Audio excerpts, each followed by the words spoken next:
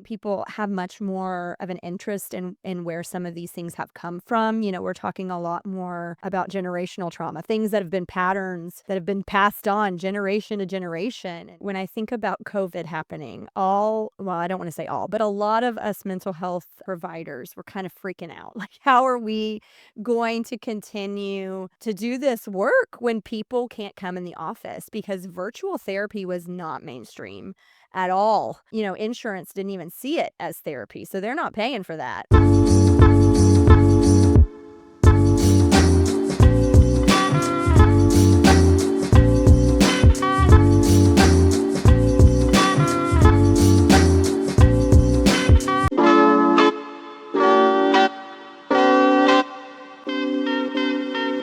Good morning and welcome to the Darling Difference podcast. And today I'm joined by Candace Frazier. She's a licensed professional counselor in Georgetown, Texas, and she's going to spend some time talking to us about her practice. So without any further ado, Candace, go ahead and tell us about yourself and your practice Yeah. and anything you want to share. Sure, I'd love to. Thanks for having me, Wally. So I am in Georgetown, Texas, which is a little suburb north of Austin, Texas. Have my practice there. I've had it for about 15 years. It's kind of was my second child. My license came in the mail while I was on maternity leave with my firstborn. So they were both born about the same time. So it's easy for me to do the math. But yeah, when I first started my practice and when I think about it over these 15 years, it's definitely taken some shifts. When I first became a practitioner, I saw a lot of teenagers. That was where I did a lot of my practice and practicum hours, was working with teenagers, whether that was in their homes with their families. I did a lot of work with juvenile justice system, which I really loved. But it's really hard to make a living serving that population as much as I loved it. So a lot of my practice in the beginning was focusing on teenagers. Now, as I've become a mom of a teenager, I've had to be really aware of how that's affecting how I approach my practice. So I don't see as many teenagers as I once did, but that was kind of the foundation of my practice. And I think it's allowed me to see clients in a very general sort of sense. They come to me with a lot of different things, anxiety, depression, relationship issues, life transitions. So I'm what they call in our field a generalist. So when you think about a PCP, that would be kind of what I am. So I tend to do a lot of referrals to other practitioners that may have a bit more specific areas that they practice in. So I like to think of myself as somebody that a client might come to if they haven't experienced therapy before and they need to get comfortable with the idea of it, because I try really hard to make it accessible and approachable and non-intimidating. And then if I find that they need somebody that has a little bit more specialty, whether that's a specific type of maybe trauma therapy, or if they're dealing with some sort of addiction or other behavioral issues that maybe I don't specify in my practice, I am very happy to refer. So that's kind of my business in a nutshell, kind of where it started and sort of where it is now. Yeah, well, I'm considerably older. I'm 64, but I've got 6 kids and 5 grandkids, and I think that the world has changed a lot since I was a teenager. Mm, Of course, I grew up in a military environment, and then I was a military officer. But today there seems to be all these other influences that I didn't have yeah, to deal with. Social media, or all kinds of things that are going on, and so I can only imagine that that's created a much higher volume or need for someone reaching out, and if nothing else, just having a conversation, uh, absolutely. Yeah, and an yeah, outlet. yeah, for sure. I think we could probably spend the next hour talking about the stuff that's happened in the last decade, let alone Mm, the last year or so. sure. And you're in Texas, I'm in Colorado, and I don't think there's any geographical area of the country that I see that's immune to any of this. Yeah, agreed. You know? Yeah, yeah. Yeah, um, so tell me a little bit about, in the last 15 years, what you've seen as like a trend, as far as to make it more accessible for your Mm. business. Well, it's really funny when I think about COVID happening. Well, I don't want to say all, but a lot of us mental health providers were kind of freaking out. Like, how are we going to continue to do this work when people can't come in the office because virtual therapy was not mainstream at all. Insurance didn't even see it as therapy, so they're not paying for that, right? And so, if I can identify one positive thing that came out of COVID, it was virtual therapy. That has allowed people to integrate therapy into their life much more seamlessly. People can have a therapy session on their lunch hour. They can have it while their kids are napping. Before we would have to, accommodate a work schedule because they'd have to come into the office. And, that therapy session is about an hour and you got to factor in travel time. So that's at least 2 hours that you're taking Mhm. away from your home and your kids or your work. And so, that has really been, I think, a gift to the mental health community and those accessing it, just because it's allowed it to be much more accessible. And we've learned as mental health professionals that we can do the same thing, whether Right. somebody's in the room with us Yeah. or not. Certainly, there's pros and cons to both, but I think when we looked at before COVID, what some of the barriers were to people accessing mental health, it was the time to be Mhm. able to get away and be able to find somebody that they could meet with, because scheduling was such a big barrier, and it's not quite as big of a barrier as it once was. Right. Yeah, I saw that in my practice. Mm, I'm in the financial world, and, it used to be if you had a client, they wanted to come to your office, shake your hand, look you in the eyeball, right. and after COVID, um, I get about 50-50 people that just Mhm. wanna do a Zoom, Sure. consultation, and then eventually, if they become a client based on that relationship development, we can meet face to face, but they don't have to take time, out of their schedule to come down to my office, you know? Right. Yeah. And so, that helps quite a bit. Yeah, Um, for sure. so, right now, would you say the balance is maybe so much, uh, like adolescents and then so much adults? Do you do any like, family type, consulting? Yeah, yeah. So I really enjoy working with couples and families. And so, a lot of times in mental health, if I'm seeing an individual client, but maybe some of their symptoms or challenges are impacting their romantic relationship or their family system. I encourage them to invite their loved ones into sessions. It doesn't mean that I am now the family therapist, but it does mean that I'm helping them to all sort of integrate and work together based on the work that they may be doing individually. So yeah, I mean, I see mostly adults now. I do see a few teenagers, and especially when I'm working with teenagers, we definitely integrate the parents, the family system into that work. So, yeah, it's a little bit of everything, at this point. Like I said, I see myself as a generalist and sometimes am the first stop before referring somebody out to something a little bit more specialized. And how do you acquire new potential patients Mm. or clients?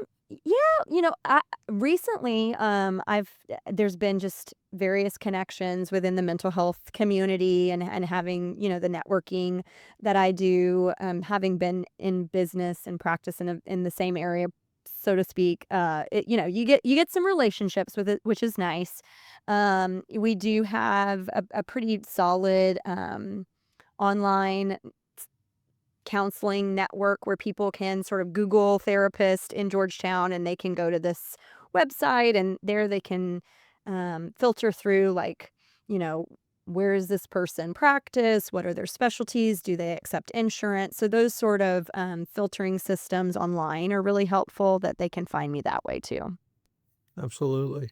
Right now, I think we're going through a really odd time, at Mm, least in my lifetime, because there's so much polarization that's going on. yeah. Yeah. And I don't know. I mean, Texas is tends to be a red state. Mm-hmm.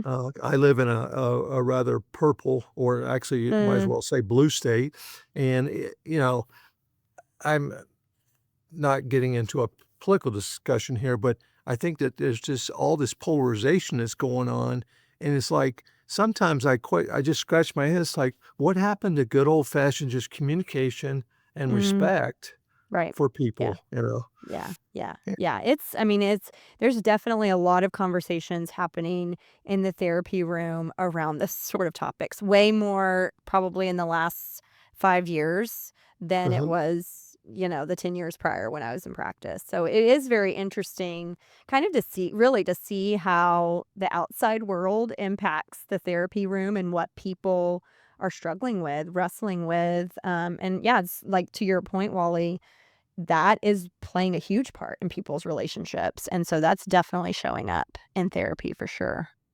Yeah, I just like, with my own clients, coming in, I try to be agnostic to Mm, politics.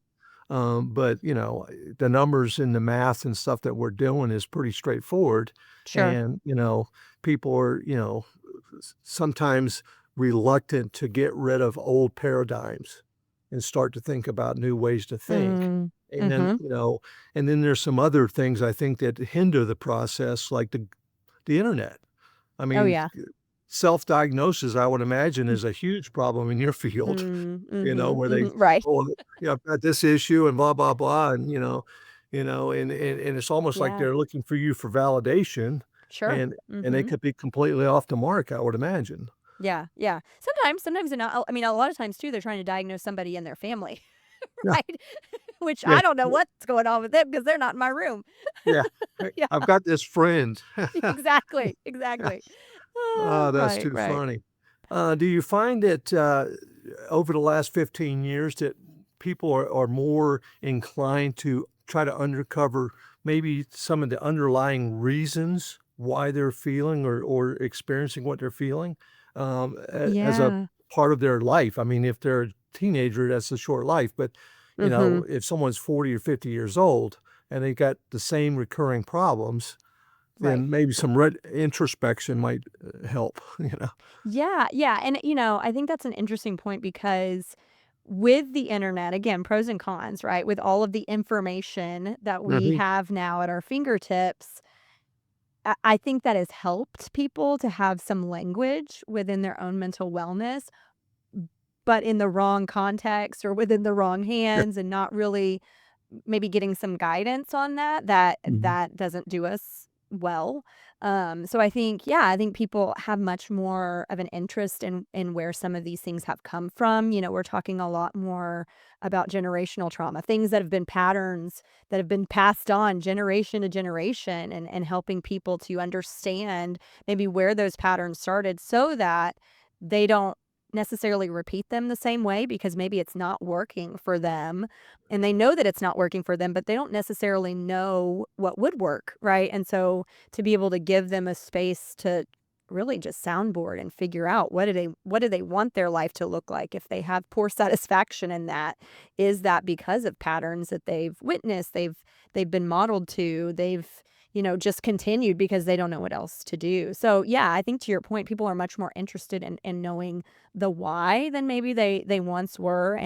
Again, I think some of that is having a lot more access to that information in the language to even know what questions to ask, because I think that has been a barrier in the past. People maybe know they don't feel good, but they don't necessarily know why, and they don't have necessarily the words to describe it. And in my field, I talk to people a lot about, retirement, what's that gonna look like? Mm. And part of it, I feel like I'm almost like a marriage counselor because I gotta get them prepared for, okay, Sure. 40 years of not seeing each other very often, maybe, to, Mhm. now you're gonna see each other every day. Yeah. And, what's Yeah. that gonna look like, And, I've had countless situations where a husband retires and 90 days later his wife's saying, "I don't care what you do, go get a job. I don't care, but I I can't need you have out of the you." house. Yeah. Yeah. "I can't have you. This is gonna wreck our Mm. our retirement and our relationship," that kinda Mm. stuff. And just basic human interaction, Oh, yeah. trying to be respectful of each other and empathetic to certain things, you know? Yeah, that's a Um, huge life transition that I don't think people are always have the right expectations around that. They think, "Oh, retirement is great." yeah, But that's a huge transition. yeah. especially, when they've got the financial piece figured out. They Right. know they've got a check and they can live, but what does that mean? Am I gonna be a Mhm. cow's potato? Am I gonna have hobbies? Right. Am I gonna volunteer? What am I gonna do? And Mhm. then more importantly, how am I gonna now reintroduce this, different stage of my marriage per se, Absolutely. you Oh, know? yeah. Yeah, You for know? sure. And, for me, like with the kids and the grandkids, I mean, I find myself, you know, trying to impart some wisdom, but also not just forcing it, Mm, not unsolicited advice. sure. I try to probe and have them ask me a question that's gonna allow me to give them, you know, a little wisdom that I've experienced, Mm, so. mhm, mhm. Yeah. So, let me ask you this, what's the long-term, expectations from your business standpoint? Yeah, yeah.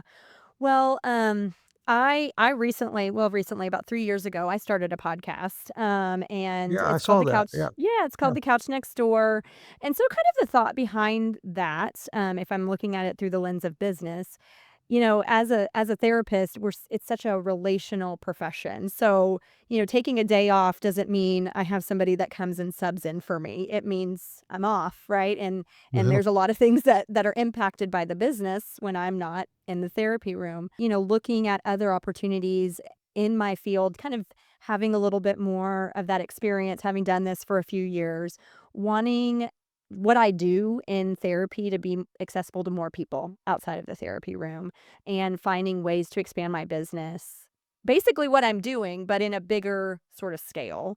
And so, when I thought about starting the podcast, a lot of the kind of the thought behind it was how do I create some of the same content that I'm doing more globally and allow it to be something that maybe could sustain my business and help fill in some of those gaps as my parents are aging and they need some care, or my kids are getting older and maybe they need a little bit more of my time and energy, being able to have something that my practice could sort of stand on a little bit, outside of just me being client facing and having that direct care. So when I think long term, it's kind of the thought behind something that's it's not really passive income, but with the intent of being a little bit more of a passive income right. opportunity. Yeah.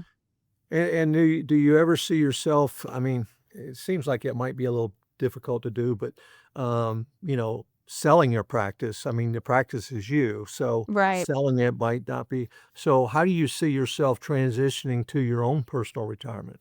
Yeah, yeah. It's really hard for me to think about that, honestly, and I have clients that will joke all the time and say, "Well, you can't retire." Right? Like, when I die, that's when we're I'm done, not but fixed. but I'm other not than that, fixed. you're not allowed. Yeah. Yeah, yeah. Yeah, I mean, I having some colleagues that have gone before me that have had to do that transition, I know being in this area of work, it's a very slow transition, it gets to the point where, I don't take any more new clients, and then, those older clients will start to transition out, or we just start to come up with a plan of referring them to somebody that I trust, and, you just have to be really delicate with I mean, even when therapists go on vacation. We have to be really delicate with what that looks like with the time off and the timing of that and how we present that and who's going to be here for them when we're not available. And so we have to really be gentle with those kinds of things for a lot of different reasons. But just the emotional abandonment piece and just making sure that our clients are able to maintain the work that we've already done together and helping them transition if they want to continue their care. So yeah, it's hard for me to think about that that idea of retirement, but I know it'll be a slow, progressive process once it's time. So, on that vein, I mean, is there anything in your business because, you've been around for 15 years, obviously it's profitable. Mhm. Anything that concerns you down the road as it relates to, Mm, that? yeah. Yeah. Well, definitely figuring out, I feel like it's kind of always the question of balance, home and Mhm. work life, doing the work that I do and the scheduling. And, I feel like it's a blessing and a curse to have your own business, right? Like, because yes, you can make your own schedule, but yeah, you can make your own schedule, right? And so, I think we especially in mental health have to be very cognizant of how we're doing emotionally and how we're showing up and how we're taking care of ourselves in that. But if you think a little bit bigger and globally, one thing that a lot of us have talked about in the therapy world is some of these big box sort of companies that are coming in, almost like when you look at like the Amazon of therapy. I don't know, you have like BetterHelp and there's some other ones that are like that. I think there is some concern about what the care within those companies looks like. I'm not super familiar with it. I mean, I've heard some whispers of, what that's like and what that could do to the profession as a whole. I guess I have a lot of faith in just the relational piece because it is such a relational profession, and I work really hard to Mhm. make sure that that rapport is really strong and transparent and a positive experience for Mhm. clients. So, I try not to spend a lot of time worrying about that, but that's definitely something in the back of my mind when I think about how that started to come in most recently in the last couple of years, what that could do to mental health and therapy and people's care in that sort of way. Yeah. Do you feel like, right now, the stuff that you do on an ongoing basis, month to month P&L type stuff, that is preparing you for a retirement time frame, like, at Yeah, a certain well, age? yeah, I will tell you, when we go to school to help people, nobody tells us the business side of things. Yeah. That's not something that they require us, Yep. which I wish they would. I Yep. wish that they would teach us more of the business side because I think to do this work, you have to have some sort of a personality to show up for people in this way, but that usually, I don't want to say always, but a lot of times that doesn't mean we're as business minded. I think I was grateful because both of my parents were business owners, and so I think I've been able to learn from them, and part of learning from them is to hire somebody that has prepared me for that, and kind of just delegated that because I naturally don't think about those things, because I'm more concerned about the here and now and what my clients need. So sort of just inviting a professional like yourself to help me with that has definitely been something that I had to prioritize Mhm. so that I could retire at some point. Yeah. Yeah. I'm assuming from your conversation, but, I don't like to assume, but I'm assuming that you've got your family. Is Mhm. it Yes. just a 15-year-old, or do you have other children? Yeah, so I have a 15-year-old and a 10-year-old. So I've got two Okay. boys and married. Yeah. Mhm. Yeah, yeah, okay. And so, do you ever get concerned about rising taxes as it relates to your overall family's kind of retirement, plan? Sure.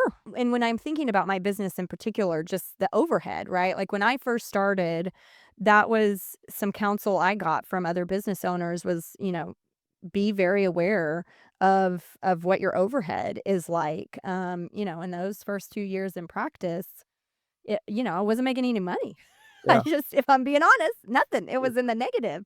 yeah. Yeah, yeah. So, I mean, especially in this area of Texas, being aware of rent costs, which is affected by taxes, right? Like, Mhm. all of those property taxes are going up, so that's going to raise our rent. And the unfortunate part with that, I am a therapist that takes insurance. Not everybody does, but that does not always trend. Our insurance reimbursement does not always trend Yeah, with what's going on with our overhead costs, and we don't have control over that. That's completely maintained by the insurance companies that, they're also trying to protect their bottom dollar, not yeah, necessarily whether or not we yeah, can pay our rent or not, right? yeah. Yeah. Well, a lot of the, small business owners, myself included, you don't know what you don't know. And Sure. so Yeah. in my area, one of the areas that I help a lot of business owners with is trying to figure out, okay, what does retirement look like, especially if there's not going to be a sale at the end of a Mm. career per se, Mhm. because a lot of business owners that have big practices or whatever, they feel like, oh, somebody's just going to come in and write me a big check. Well, that's Mm. another whole set of problems. But Mhm. looking at the rising taxes, I mean, right now, as a country, we're 36, $37 trillion in Right. debt. Yeah. And, a lot of the conventional stuff that's been maybe over the last 20 or 25, and certainly within the 15 years you've been doing it, is, setting up like a SEP or, 401k Mhm. or IRA or Roth or whatever. And that seems like conventionally seems like the right thing to do. Mm. Mhm. But with rising tax rates, it becomes problematic for the Mm. person because you've now got this big ticking time bomb that when you want to start drawing that money out later, taxes, if they've doubled, and they could easily, Yeah. I can talk all day about that. But so a lot of what I do with my clients is show them some things that maybe they haven't necessarily been exposed to. Uh, Mm. you Mhm. know, Mhm. it's not designed to disrupt any current relationship that you have. You said you kind of alluded to you've got someone that you've talked to about some things. If they've done some of those more conventional things, that's fine. Mhm.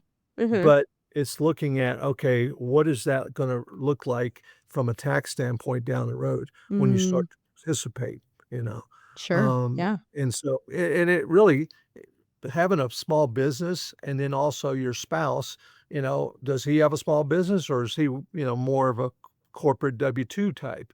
So Corporate. Yeah. yeah, Yeah. yeah, so there's always those issues, Mhm. and Mhm. so, if that's one of those areas, that you would like to explore, we can certainly do that offline. Um, Yeah. Yeah. Yeah. 'Cause, it never hurts to have the information to decide, Absolutely. you Sure. know Yeah. you know, that's the way I kinda look at it. So, Mm. do you like, right now, is your practice suffering any from this government shutdown? Well, I mean, not directly. I don't have right now. I don't have any active clients that are in within the government. Right. Um, because I know insurance and all of those things are Mhm. linked to that. So it was definitely a concern of mine. Like, who is this going to affect? And then looking at who my active clients were. Right Right. now, it's not. Have you ever reached out or thought about reaching out to some bigger, companies within the Georgetown area that are what we call self-insured, where they don't really have, you know, Blue Cross, Blue Shield, whatever. They're Mm. just self-insuring for their employee base, as maybe you being a resource for them. Sure. Yeah, you mean, like, to be a referral for those that need to refer out to somebody that takes insurance? Is that what you Yeah, mean? or not take insurance. I mean, but the Mm, point is that, yeah. they when I say self-insured, they are the insurance company. They're the Mm, company, they have the employee, and they are the one paying for the, various different medical needs, and mm, your firm being one of those possible needs. And so I have talked to some clients, around the country that that's what they do is they reach out to some medium, not necessarily Fortune 100 type companies, but medium-sized companies sure. that are self-insuring. And, for instance, in your particular case, dealing with a trauma, maybe there's some kind of trauma that happened, Mm, at the mhm. company, Right. and, they want to get, some assistance with that. So, Yeah, yeah. Yeah, I haven't actively reached out and tried to make those kind of connections. I with my practice usually remaining pretty full yeah, these days, sometimes I'm not always looking, for those, but, I mean, always interested in making any sort of connections in that sort of way. Yeah. absolutely. So, it sounds like you kind of got that saturation point almost where you're fully employed, so to speak, and, Mhm. Yep, yep. if you wanna have a balanced life, you can't keep just taking on people and taking on Right, people, you know? right. Yeah, yeah, yeah, exactly. Okay, alright. Well, is there anything else about your practice or the future that would, you'd like to share? Well, just really trying to make mental health topics feel accessible. Like I said, through my podcast, The Couch Next Door, I describe it as a happy hour meets a therapy session, Uh-huh. wanting people just to feel less alone in their stories. And, I know I live in a suburb of Austin, which, we have a lot of really great people in the mental health field, but I know that there's a lot of areas outside of here that maybe don't have that sort of access. And so, like I said earlier, I just want people to not feel intimidated by accessing these kind of services. And so when I think about my business as a whole, that's kind of how I've always envisioned it, is just to be a place where people feel comfortable, whether it's not, I mean, not even me necessarily being their therapist, but just helping to connect them with somebody that could help them. Yeah, absolutely.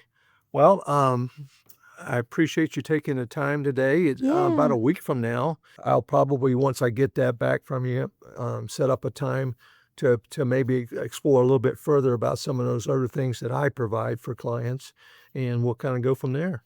Sounds great. Thanks, Wally. Thank you. Have a good day in All right. Texas. You too. All right. In Colorado. Bye. Bye bye.